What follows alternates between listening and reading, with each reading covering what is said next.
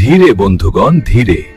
খরগোশ দিদি, তো তোমার দ্রুততা অমূল্য।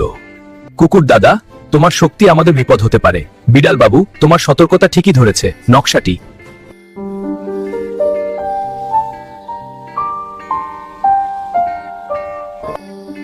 নকশাটি বলছে, আলো যার গতি, জ্ঞান তার স্থিতি, শক্তি যার ভিত্তি।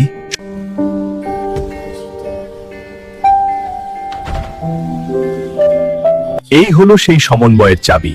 খরগোশ দিদি, তোমার থামবে নগ্নজ্যোতি। দাদা, তোমার শক্তির ভিত্তি দিয়ে 4টি অংশে সমান চাপ দিতে হবে, যেন ভারসাম্য বজায় থাকে। আর বিড়াল বাবু, তোমার সতর্কতা দিয়ে খেয়াল রাখতে হবে, চাপ যেন মাত্রাতিরিক্ত না হয়।